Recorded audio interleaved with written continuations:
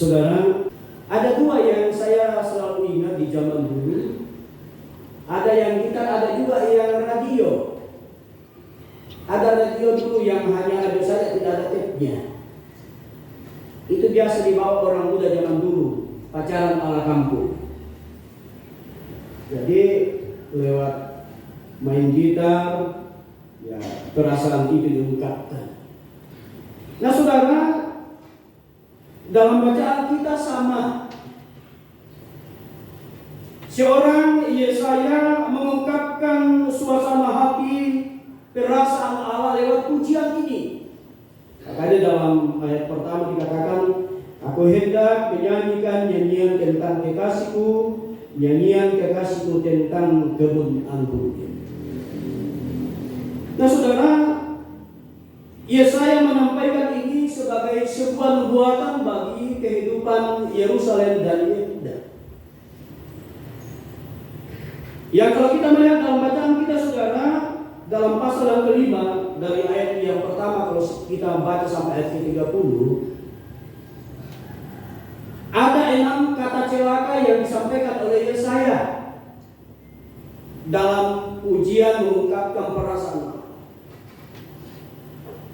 Perasaan Allah saat itu saudara betul-betul dipenuhi dengan kemarahan. Karena kondisi dan keadaan Yehuda dan Yerusalem sudah tidak bisa dimaafkan secara manusia. Sehingga Allah menyampaikan kepada Yesaya, coba sampaikan nubuatan ini lewat pujian. Siapa tahu dengan pujian yang disampaikan, orang-orang yang ada di Yerusalem dan Yehuda bisa tergugah hatinya.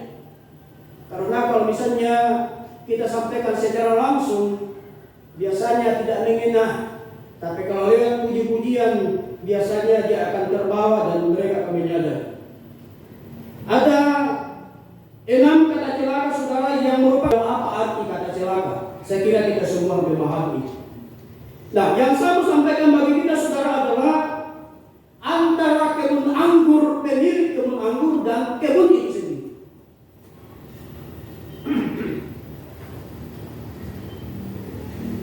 Antara kebun anggur, pemilik kebun anggur dan juga kebun itu sendiri. Ini diumpamakan saudara, pemilik kebun anggur itu Yesus atau Tuhan, dan kita inilah kebun anggur. Saudara, bagaimana cara seorang petani dalam mempersiapkan tanaman pilihan untuk mereka? Dikatakan dalam bacaan kita saudara, dikatakan bahwa yang pertama dilakukan adalah dia harus mencangkul dan membuang batu-batunya. Jadi saudara, dalam kehidupan kita ada saatnya memang kita harus dicangkul. Kita ini umat yang dikasihi, disayangi Tuhan, tapi dalam proses perjalanan hidup ada saat-saat di mana kita harus dicangkul dan ada batu-batu yang harus dibuang. Kenapa saudara? Karena pada saat ada batu-batu sebelum menanam itu akan menghambat pertumbuhan sebuah. Batu-batu itu yang juga dilantunkan dalam sebuah pujian, tentu kita semua hafal ini pujian. Sejauh timur dari barat, engkau membuang dosaku. Itulah batu-batunya. Jadi setelah Allah membuang batu-batu dalam kehidupan kita saudara, supaya apa? Supaya kita menghasilkan buah-buah yang baik dalam kehidupan ini. Saya catat di sini saudara ada beberapa buah-buah sesungguhnya yang akan menjadi buah kita dan proses yang akan kita hasilkan dalam kehidupan. Sebagaimana seorang petani bahwa dia akan memulai dengan mencangkul, membuang batu-batu, dan setelah itu dia akan memilih pohon anggur yang baik akan kita. Dalam bacaan kita dikatakan bahwa seorang petani merawat sedemikian rupa. Bahkan dikatakan dalam bacaan kita, bahkan dia membuat menara di tengah-tengah sebagai menara penjaga untuk apa? Pada saat tanaman ini tumbuh saudara, di zaman dulu kan banyak binatang buas. Jadi seorang penjaga dia harus berada di tengah-tengah sehingga bisa mengontrol sekeliling. Sekiranya ada binatang buas yang akan mengganggu tanaman itu akan diusir. Sama dengan zaman dulu kalau kita menantikan buah padi yang sudah mulai menguning atau mulai keluar. Cara yang biasa kita lakukan ada di pondok, dan itu kerjaan saya dulu waktu masih SD. Jadi orang tua biasa dibikin tali panjang, dia kelilingi itu sawah.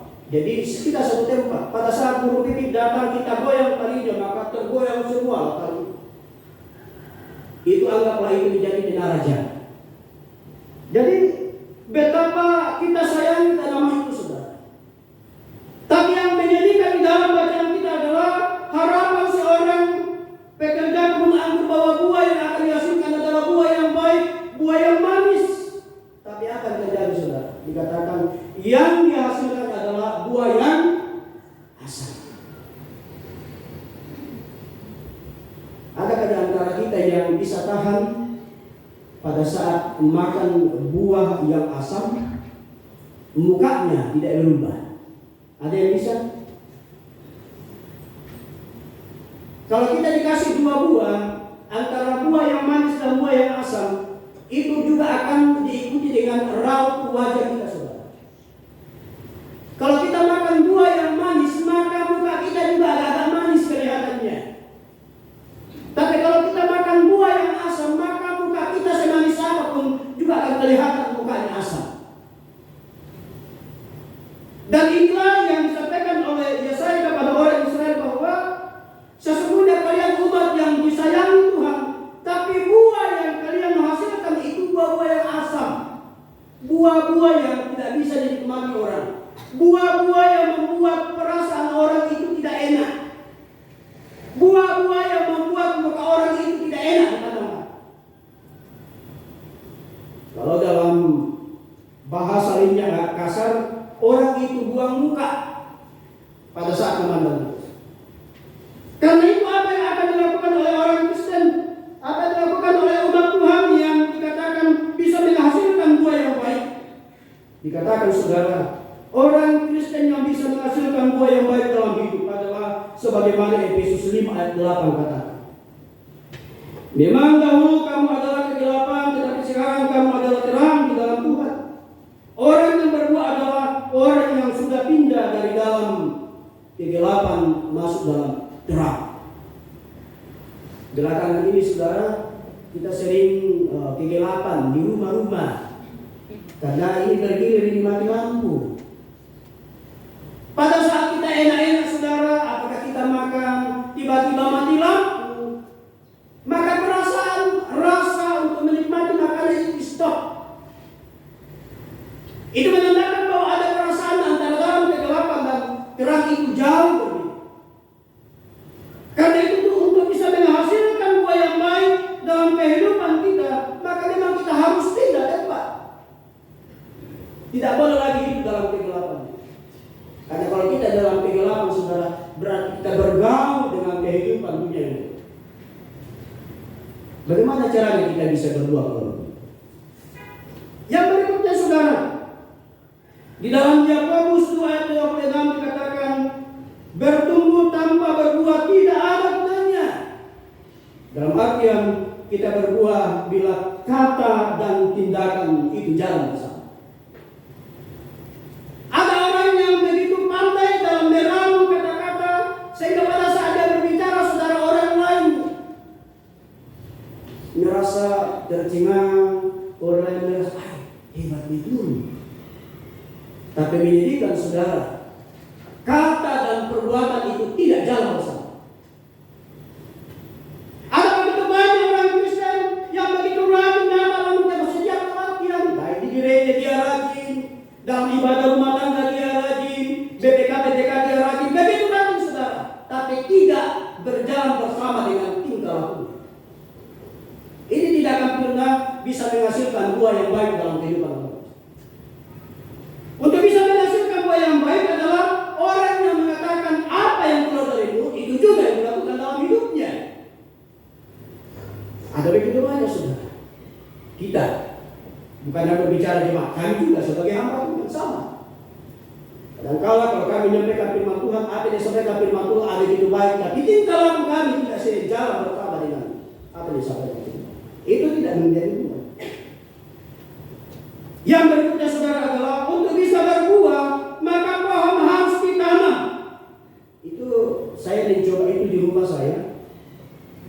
Saya lihat tanaman saya yang kalau sudah lama di dalam pot, itu akarnya muter-muter di dalam dan menghambat pertumbuhan. Salah satu cara yang harus dilakukan adalah dia harus dipindahkan. Tapi pada saat kita memindahkan itu akan menghambat pertumbuhannya. Kalau kita memindahkan pohon itu sampai 10 kali, maka tidak akan pernah bisa bertahan akar itu. Karena apa? Tunggu dipindahkan. Kapan berbuahnya?